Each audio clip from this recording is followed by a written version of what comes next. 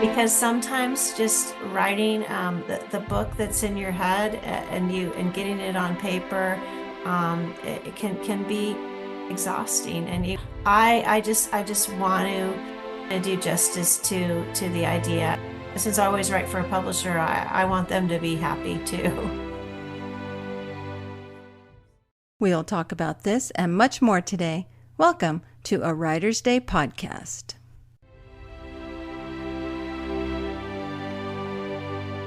Hey everyone, welcome back to Writer's Day podcast. My name is Ruth Douthes, and I'm an award-winning multi-published author of books for children, middle grade readers, YA, and adults in fiction and nonfiction.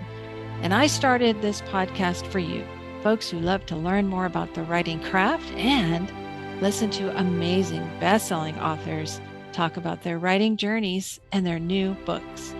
And so welcome. And if you like what you hear, please consider subscribing and following me so you can hear from more amazing authors. And head over to my website, artbyruth.com, to sign up for my newsletter because my next release, Fatal Standoff, comes out June 24th. And you can learn more about how to sign up for my book launch team over at Facebook and get some goodies. And I'll also have a book launch party coming soon. And so sign up for my newsletter to find out more about my upcoming projects and more about me too. And you'll receive a free PDF copy of my short story support group so you can see a little bit about my writing style. And if you like any of my books, please head over to Amazon and leave a review. You don't know how it helps an author when you leave a review. It helps our standing on Amazon, and Amazon will show our books to more readers like you. So please consider leaving a review on Amazon for any of my books. I would greatly appreciate it. She is the New York Times and USA Today bestselling author of more than 100 books, and she has sold 2 million copies. Shelley Shepard Gray is here with me today to talk about her new Amish suspense called Unshaken. So you know the drill. Grab your favorite beverage, a comfortable chair, kick back and relax as we listen to Shelley talk about her new book. Hey everyone, welcome back. I'm so excited to be talking with Shelley Shepard Gray again. Welcome back. Oh, thank you so much, Ruth. I'm delighted to be here with y'all. Well, good. I always enjoy speaking with you. Well, why don't you tell us a little bit about what you've been, up to this year so far, and then we'll talk about your new book. Okay, I'm excited to talk about what I've been up to because it has nothing to do with writing. Both of my children had their second babies this year, and so I've been doing a lot of grandma things, which is wonderful for me. We're currently very excited because both of my children and all 4 grandchildren are going to be coming for Memorial Day weekend. So it's time to figure out what I need to baby proof in this house. So it's just wonderful things, wonderful blessings. Oh, that sounds amazing. Oh, you're going to be creating all these new memories and fun times. We're really looking forward to it. My daughter, who lives in Louisville, Kentucky, she hosted, I think, in February, and Ruth, I mean, I'm always like thinking about deadlines and so forth, and I'm like, oh, May's not too far away because I'm thinking I need to get a book done by May, but it has been a minute since I've seen any of these kids, so. I definitely I'm excited to get to spend some more time with them. Yeah, you get to just be mom and grandmom and just enjoy. Right. Yeah. And probably by the time they start coming in on Friday and leave on Monday. So I guess that's 4 days, give or take. I have a feeling on Tuesday I'm going to be just like, oh, I'm tired. That's what happened last time. But it's a joy. Oh, wonderful. Well, so let's talk about your new book, Unshaken. Tell us about this story. Well, this book is the third book in this series, and I guess I'm calling it a series. My publisher never I really intended the books to all be linked together. When I pitched them, I didn't really intend them for them to be. But these books all take place in an Amish community in Crittenden County, Kentucky. And what is surprising to some people who may not know too much about um, the Amish is that they live in almost every state and many places all over the world. And I stumbled upon this community probably 15 years ago. I wrote a series there. And then now here I am back with the third book in this series. And Unshaken, in a nutshell, is kind of my ode to the movie Witness. I have a feeling a lot of people might have seen it or at least come across from it. It's the only thing it really has in common with this is that the my book begins with witnessing a murder, just like the movie does. My Amish girl witnesses a gang initiation in southern Ohio, and for a number of reasons, she's kind of whisked away and ends up going into hiding on a ranch in Crittenden County with a guy who was a former Army officer. So that is kind of the setup of this book. Oh, okay. Yeah, I'm well aware of the movie Witness. That's one of my most favorite. And I think for me, that was my first introduction to the Amish when I saw that movie. I had I no idea about them. I think mine too. It wasn't until about 25, 30 years ago when I first moved to Ohio, and we happened to live near an Amish community that I had actually seen a buggy. And so it's been amazing to me all these books later. I'm kind of returning to my first glimpse of what it might be like to live Amish. Hmm. And the barn raising and the community, how they come together to help out. I think that Right. inspired and, just astounded so many people. Right. And they were very good in that movie from what I remember about forgiveness, which is just a tenet of living Amish Mm. is being able to forgive so many things. And so both of my characters, well, there's actually four main characters in this novel, and they all have had some things in their past that they need to overcome, Mm. and so there's definitely some plots where they're hoping to forgive some things that had happened in the past. So do these traumatic, experiences inform what they're doing when we meet them in your story?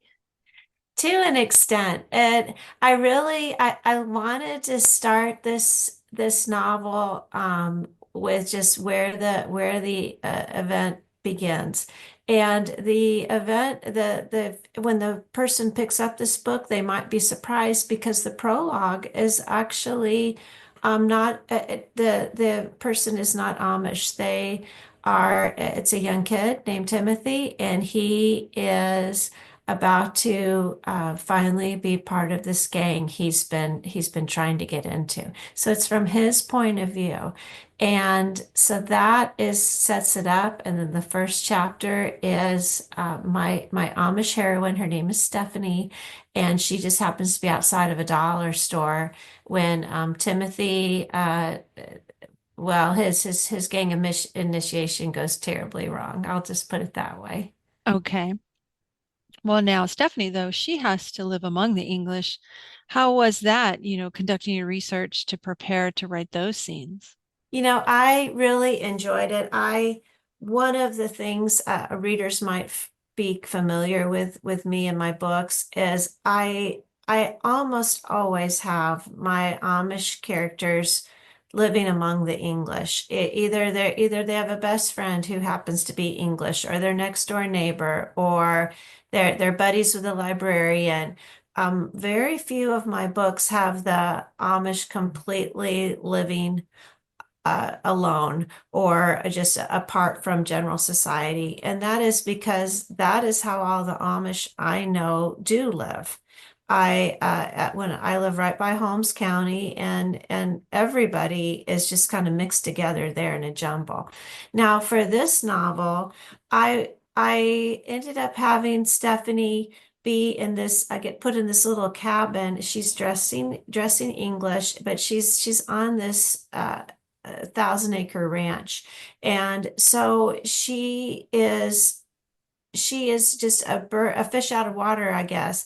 She is not only having to learn about English things, but also it turns out that she had been adopted by some people, and that she wasn't extremely all that happy there, and so she spends part of the book. Her journey is figuring out who she is. Okay. But you also have some suspense and potential romance. So tell us about that. I do. I had debated long and hard about whether I should have, my bad guy, his point of view, and I decided that I wanted it. So he has one of the points of view. He is told that he needs to find this witness and take care of her. And so he is on the hunt, and the reader knows where she is, and they're kind of watching with him. And I'm hoping as the story progresses, you start feeling for him and worrying about him because he's not doing a very good job because he really doesn't want to hurt Stephanie. And so he has people after him. Then Stephanie, she and Hardy, the hero, who is supposedly just kind of looking after her. They start realizing that somebody has found her in Crittenden County, and how can they go as saving her? And so, yeah, it is, it's just, I'm not great at suspense, but I do love it. And I love like trying my hand at it. And all three books in this series are suspense.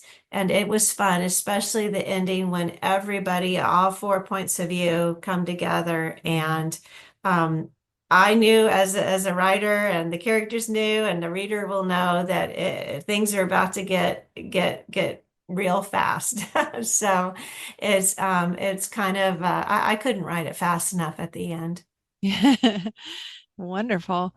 Well, now we all know the Amish are known as pacifists and live for peace. So how, and nonviolence. So was it a challenge though to write this series with a little bit of suspense without crossing that line of, having to navigate both how the Amish live and the English live, while there's Right. this threat, was that difficult?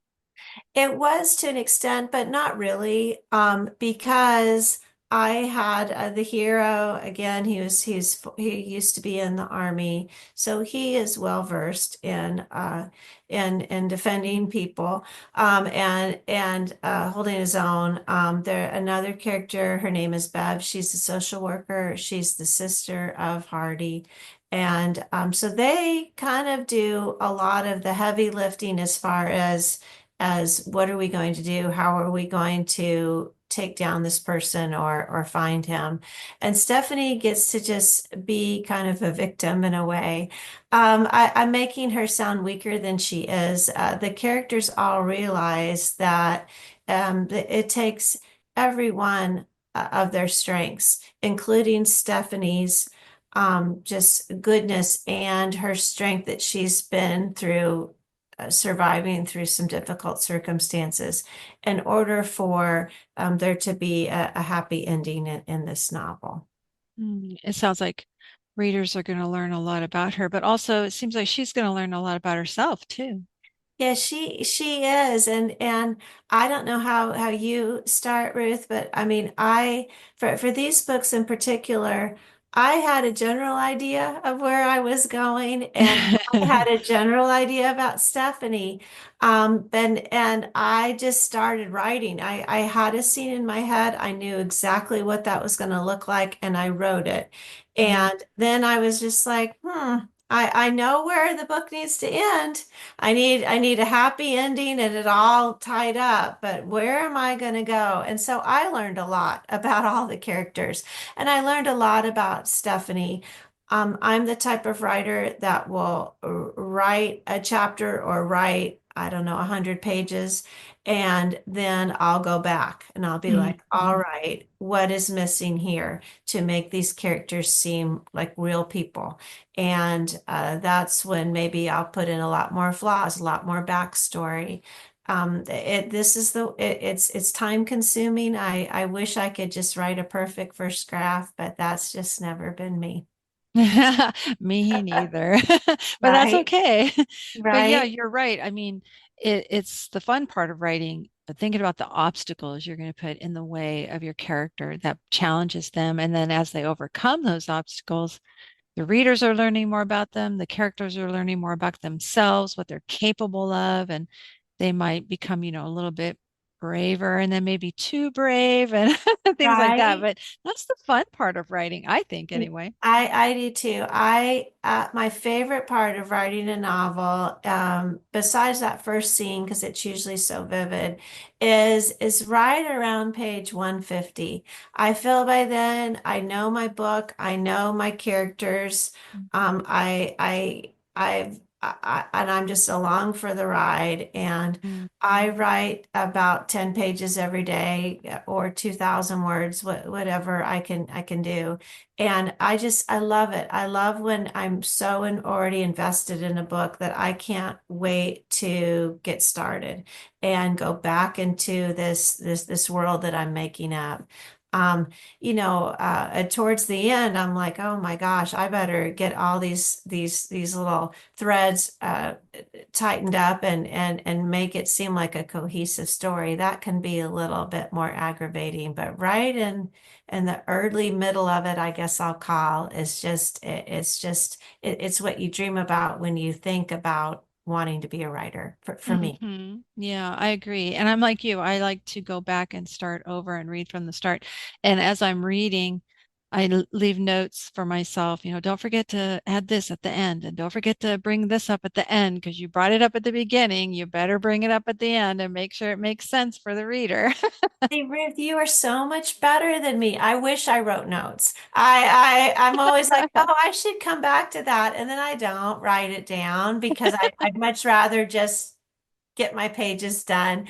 And I always send my manuscript to a first reader, and she's sometimes I send them to her the book a chapter at a time. And I just she just read a book for me, and she about in chapter 5 she said, Shelley, I'm just going to tell you now, you better get back on this thing you mentioned. I'm like, uh-oh. And so I'm glad, Ruth, you write notes. I need to learn to do that.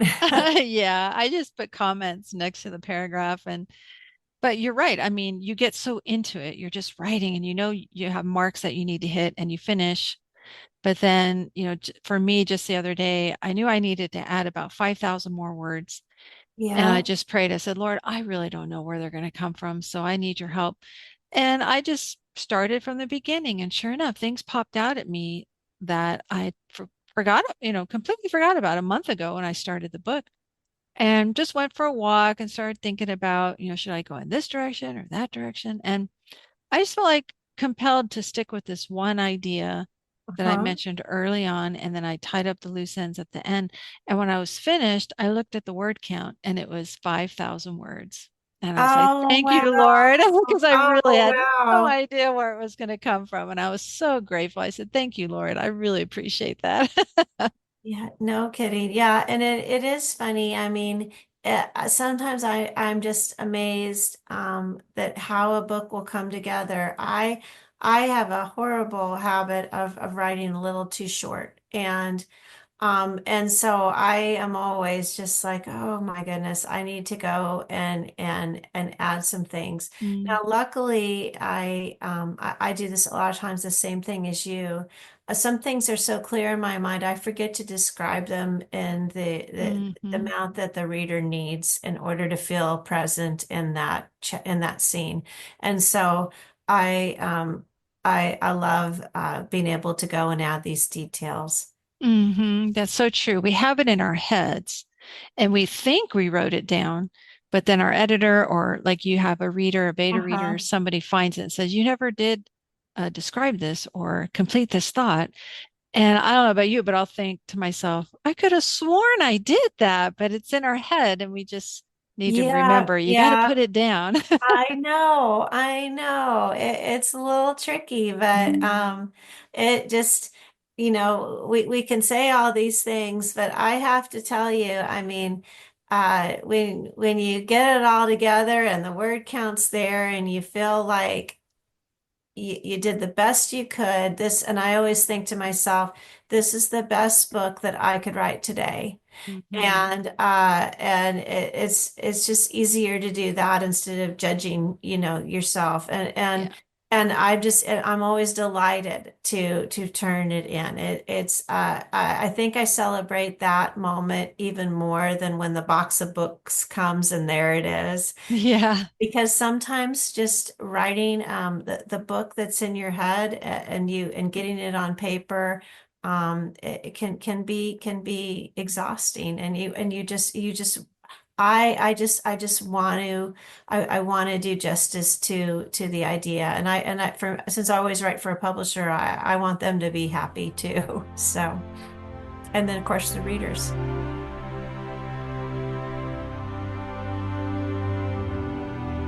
Well, speaking of the readers, what is it that you want them to take away from the story of Unshaken? I hope they just fall in love with these characters, and they just enjoy their storyline. But I always tell people I'm a voracious reader. I read a lot.